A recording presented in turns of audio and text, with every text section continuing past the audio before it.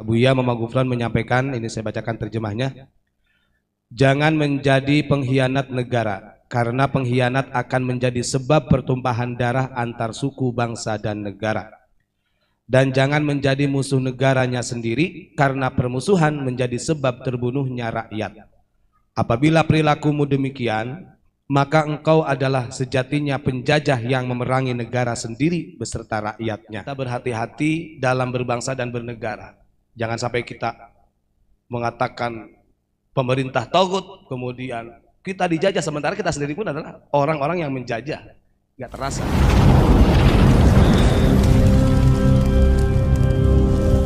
Bismillahirrahmanirrahim. Assalamualaikum warahmatullahi wabarakatuh.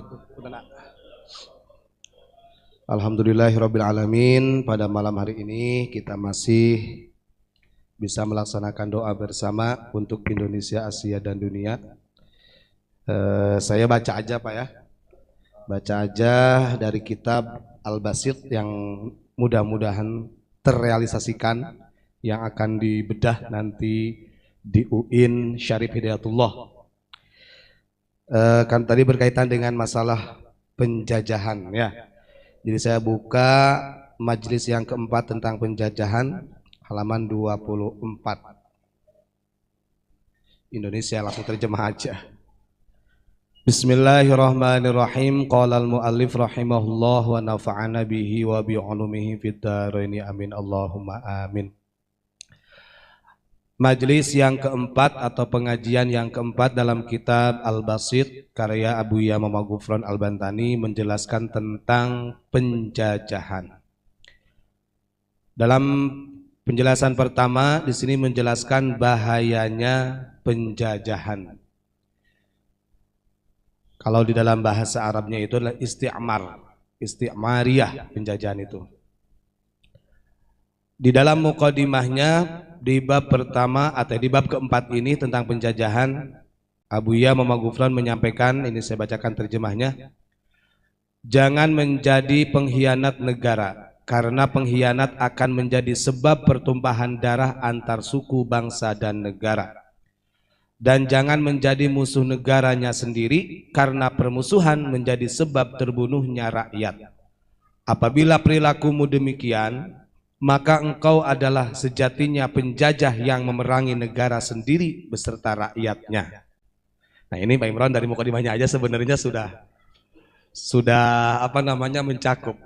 Kadang-kadang kita menyalahkan penjajah-penjajah yang luar, yang katanya kita dijajah 300 tahun lebih oleh Belanda. Belum dengan sekutu. Ternyata kalau kita lihat dari kitab Al-Basit itu kan, coba kita perhatikan per kalimatnya. Jangan menjadi pengkhianat negara, karena pengkhianat akan menjadi sebab pertumpahan darah antar suku, bangsa, dan negara. Pertama. Keduanya, dan jangan menjadi musuh negaranya sendiri, karena permusuhan menjadi sebab terbunuhnya rakyat. Apabila perilakumu demikian, maka engkau adalah sejatinya penjajah yang memerangi negaranya sendiri beserta rakyatnya. Nah ini karena memang dalam kitab Al-Basit ini ada al-mukhtakhab minasyariah wal haqiqah. Jadi ada dua pandangan. Bisa jadi kita yang katanya kita adalah orang nasionalis, kita adalah ad-diniyah wal qaumiyah, mengatakan secara publik kita adalah istilahnya agamis dan nasionalis, punya jiwa patriotisme. Tapi ketika hal-hal demikian kita lakukan, justru kita menjadi hakikatul isti'mari, menjadi penjajah yang hakiki, mutlak di situ. Selanjutnya, adapun sistem penjajahan yang ada di seluruh dunia berbeda-beda cara dan siasatnya di antara lain. Nah ini, dan sistem penjajahan ini bisa dimiliki oleh individu manusia. Sistem penjajahan yang pertama itu adalah mengembargo perekonomian dunia. Ini kita gampangkan dunia. Kalau secara perekonomian Indonesia, kalau ada orang Israel yang mengembargo perekonomian atau keberlangsungannya perekonomian Nusantara, ya juga bisa dikategorikan berarti dia mempunyai siasat untuk menjajah yang lainnya. Kemudian B, sistem penjajahan yang kedua itu adalah merusak dunia pendidikan. Dulu kata Pak Imron ada pelajaran P4. Kalau sekarang PMP ya, sekarang sudah nggak ada Pak. Nah ini banyak sebenarnya. Yang ketiganya, sistem penjajahannya melalui perusakan moral dan lain sebagainya. Dan ini dijelaskan dalam firman Allah. Berarti begini, kalau kita lihat dari Muqaddimah Al-Basit, oke, kita Indonesia dijajah oleh beberapa negara. Tapi jangan lupa, kita sebagai bangsanya sendiri, rakyatnya sendiri juga berpotensi menjadi penjajah, kan begitu Pak? Ya, hanya. Entah itu saya, entah siapapun, entah itu yang sudah punya kedudukan, entah itu mungkin punya martabat di pemerintahan, sekalipun dia adalah orang sipil, tapi dia punya potensi menjadi penjajah. Apalagi ini dikuatkan dalam Al-Quran, dalam surat Al-Anfal ayat 27. Dari suratnya aja sudah Al-Anfal, yang artinya rampasan perang. Ayat 27, monggo panjenengan bisa dibuka. Nah ini mudah-mudahan menambah wawasan buat kita, biar kita ihtiyat, kita berhati-hati dalam berbangsa dan bernegara. Jangan sampai kita mengatakan pemerintah tagut, kemudian kita dijajah, sementara kita sendiri pun adalah orang-orang yang menjajah, nggak terasa gitu kan. Yang berbunyi dalam firman Allah, ya ayyuhalladzina amanu la takhunu lillahi war rasula wa takhunu amanatikum wa antum ta'lamun. Yang artinya, wahai orang-orang yang beriman, janganlah kamu mengkhianati Allah dan Rasulnya, dan juga janganlah kamu mengkhianati amanah-amanah yang dipercayakan kepadamu, sedangkan kamu mengetahui. Nah ini kan biasanya kalau bagi para pejabat ada yang namanya sumpah jabatan.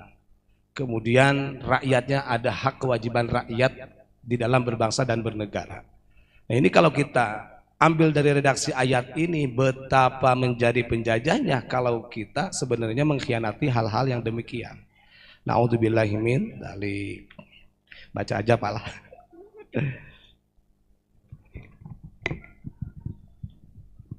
Terus kemudian hal ini dikuatkan dengan hadis Bukhari Muslim. Jadi kalau ditulis dalam kitab Al-Basit ini, hadis ini bahkan mempermudah untuk memilih orang-orang yang dikategorikan sebenarnya punya jiwa sifat pribadi penjajah. Dikuatkan dalam hadis ini, an Abi Hurairah radhiyallahu an,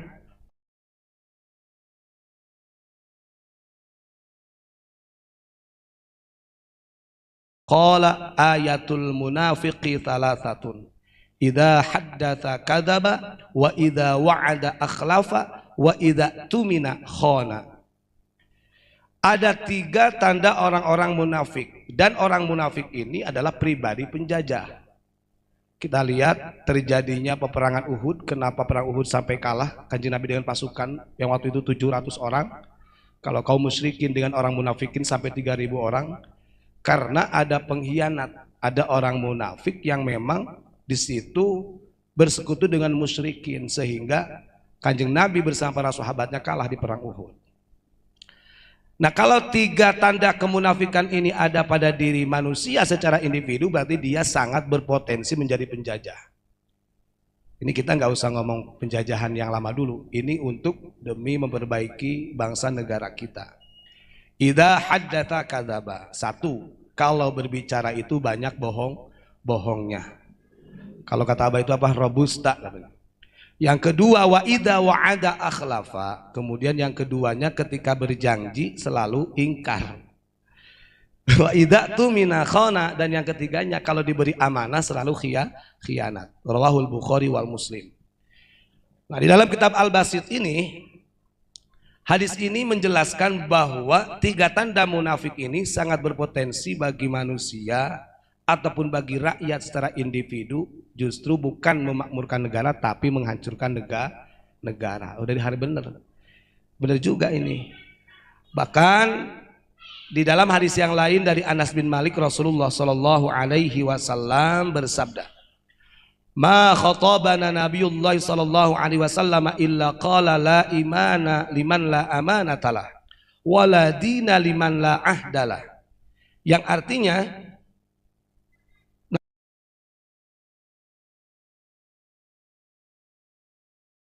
Nabi Muhammad SAW tidak memberikan khutbah kepada kami, melainkan beliau bersabda, tidak dikatakan beriman orang tersebut sehingga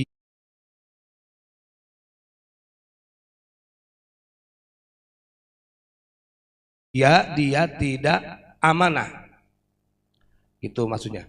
Dan tidak juga dikatakan dia berhutang sehingga dia itu berjanji. Artinya ukuran dia imannya sempurna itu terletak dalam keamanahan atau tidaknya. Itu perspektif awal. Apalagi kalau kita lihat dari perspektif lainnya, ini lebih lumayan ngeri ya. Tapi yang mudah-mudahan walaupun kita tabarukan dari membaca mukadimah kitab ini, artinya kita bisa lebih mawas diri dan ihtiyat, monggo bareng-bareng, karena penjajahan itu bisa alaniyatan kanat au khafiyah, bisa berbentuk terlihat secara kasat mata, bisa juga penjajahan itu secara sirron, secara tersembunyi, terselubung, dan itu bisa menggerogoti bangsanya sendiri, dan itu bisa terjadi berpotensi kepada kita sebagai warga masyarakat Indonesia. Makanya pentingnya ada mahabbah wa bihubbil autan umiratil buldan, kata Sayyidina Umar. Dengan sebab cintanya negara inilah negara terbangun. Tapi kalau laula hubbal waton, kalau seseorang tidak mempunyai kecintaan terhadap negara, la kharubal waton, la kharubal buldan, maka negara ini akan hancur. Shadaqallahul adzim. Terima kasih Pak Imran. Untuk selanjutnya bisa dilengkapi oleh teman-teman yang lainnya. Allahumma shalli ala sayyidina Muhammad.